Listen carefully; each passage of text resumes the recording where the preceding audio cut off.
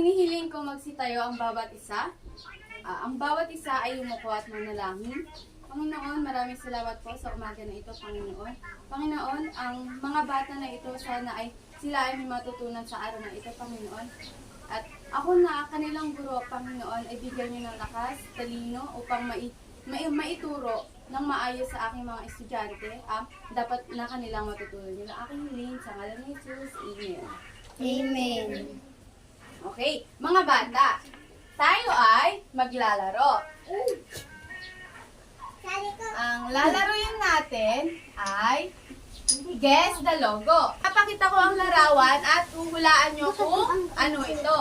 Ano itong larawan na to? Magaling. Ito naman. Tama.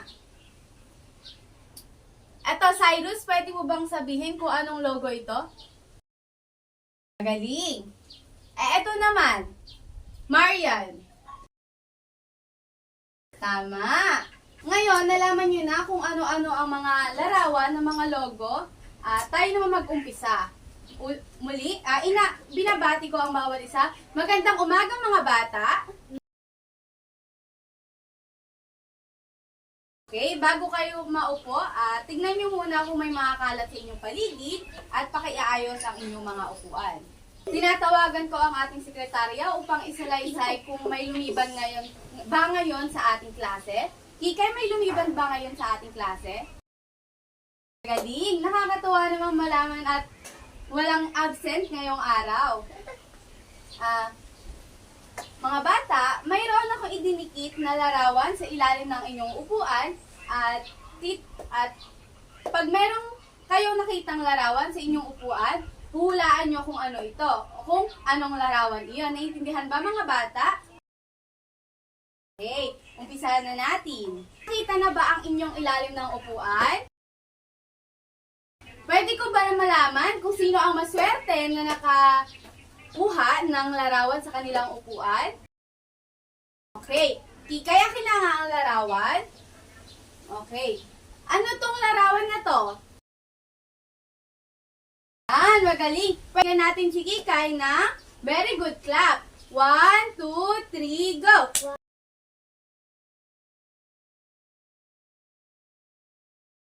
Yan. At sunod naman, sino ang nakakuha ng pangalawang larawan? Silo? Ano ang larawan na to? Yan, magagaling. Ang larawan na ito ay mga direksyon sa tagiliran or, kunwari, ganito, pupunta ka sa gilid. Tapos yung kay Kikay naman is forward. Aabanti ka. Ganun, aabanti. Or, pupunta sa harapan. Bigyan nga natin si Gilo ng ang galing mo clap.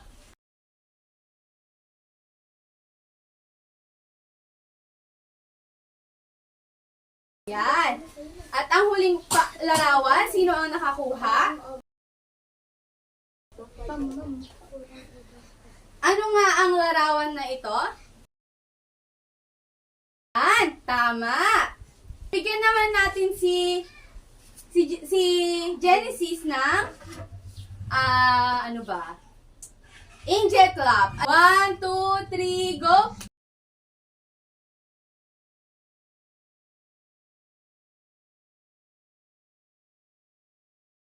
Yan. Okay, dahil nakasagot sila ay makakatanggap ng premyo.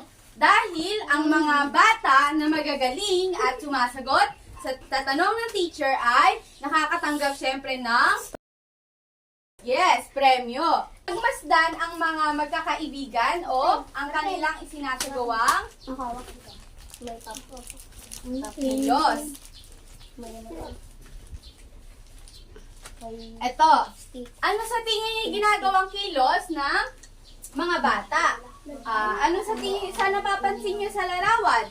Ang magkakaibigan ba ay nagmamarcha ng paurong o forward? Ang mga magkakaibigan ba ay nagmamarcha ng pasulong o forward? Pangatlo, ang mga magkakaibigan ba ay nagmamarcha ng pababa o downward. At syempre, ang mga magkakaibigan ba ay nagmamarcha ng sideward o papunta sa mga direksyon sa tagiliran.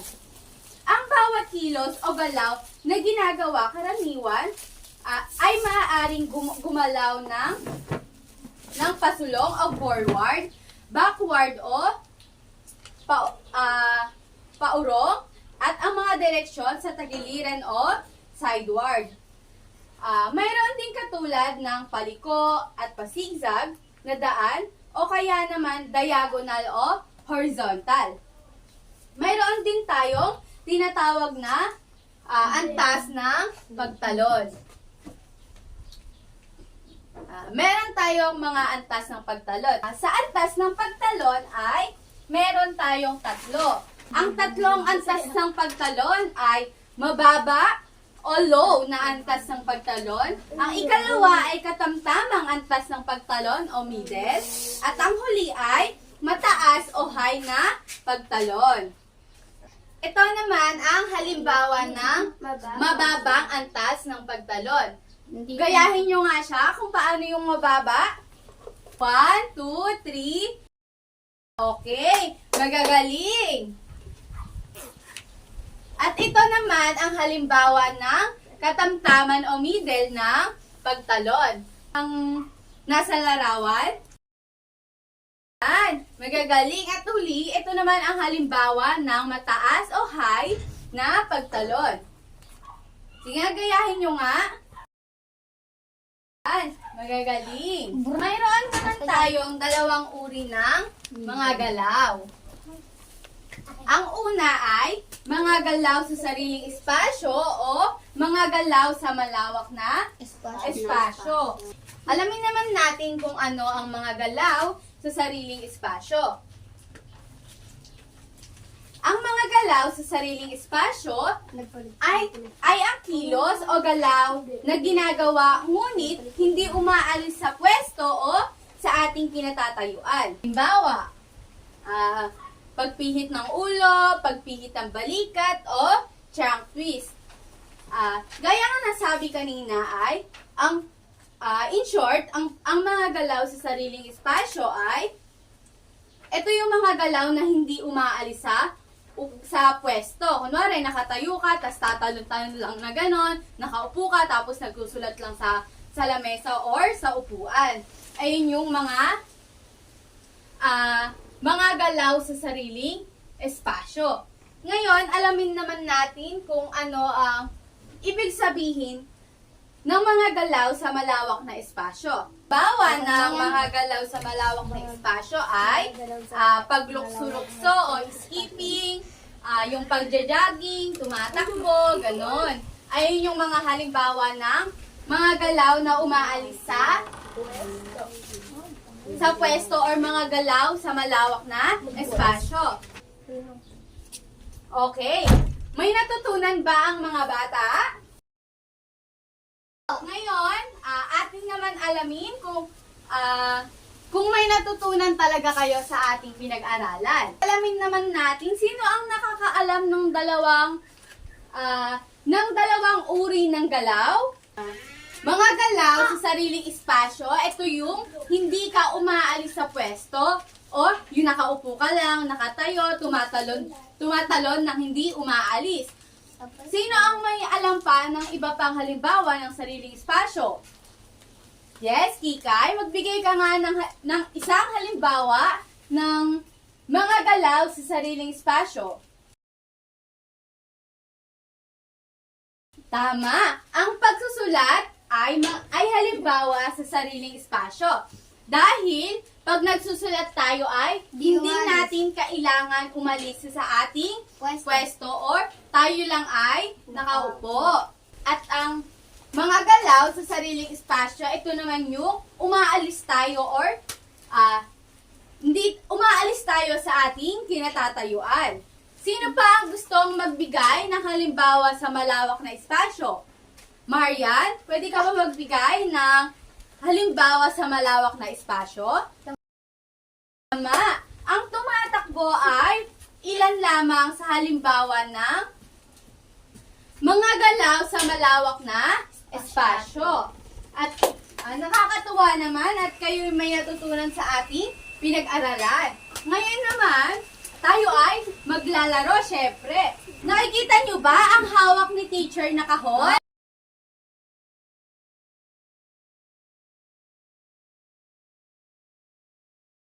Tama! Ang kahon na hawak ni teacher ay isang mahiwagang kahon. Ang gagawin nyo, magpapatugtog ako ng isang kanta habang ang kahon na inyong hawak, habang tumutugtog ang kanta, ang kahon ay pinapasa sa kanilang katabi. At kung kanino huminto ang tugtog kasabay ng kahon, siya ay bubunot sa loob ng isang box. Alam nyo ba kung ano ang nasa loob ng ating box?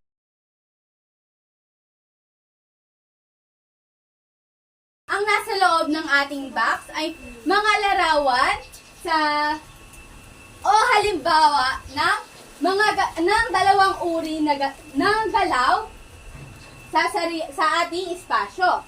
Yan, yung mga larawan dito, maaaring halimbawa ng mga galaw sa sariling espasyo at mga galaw sa malawak na espasyo. Okay, simulan na natin. Pakipasa nga. Okay, sige. Pasa nyo na habang tumutugtog. Sige, pasa pa.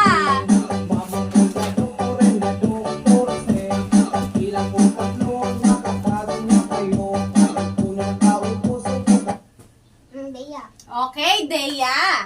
Pwede ka bang bumunot ng isa sa mga larawan sa loob ng ating mahiwagang kahon? Pwede mo bang ulitin kung ano ang larawan na iyong nakita? Tama! Ang larawan na ito ay halimbawa ng mga galaw. Okay, ipaikot nyo ulit ang ating kahon. Pwede ko bang malaman kung anong uri ng mga galaw ang iyong nabunot? Tama! Akin na ang larawan. Ang larawan na ito, mga galaw sa sariling espasyo o paggalaw sa ating pwesto. Dahil ang pagja-jumping rope ay maaaring hindi tayo umalis sa pwesto kasi tayo lang ay tumatalon habang umiikot ang lubed o jumping rope. Ngayon naman, dahil natapos na tayo, Tapos na. tayo ay magkakaroon ng pagsusulit. O magkakaroon tayo ng quiz, syempre, para malaman talaga natin kung may natutunan ba talaga ang bawat isa. Okay, ang unang gawain, sa ating pagsusukat, mayroon tayong dalawang gawain. Ang unang gawain ay tignan ang mga sumusunod na larawan, tukuyin ang mga isinasagawang galaw sa pamamagitan ng direksyon, piliin sa bullet ang tamang sagot. At dito naman sa pangalawang galaw, isulat ang katumbas na salita o kahulugan ng mga galaw sa bawat item, piliin sa kahon ang tamang sagot. At syempre, bago tayo magtapos, ito naman ang inyong takdang aralin. Iguhit sa inyong kwaderno o notebook ang direksyon na dadaanan na tatahakin mo mula sa inyong bahay patungo sa paaralan. May natutunan ba ang bawat isa? Maaari na kayong umuwi. Goodbye, class!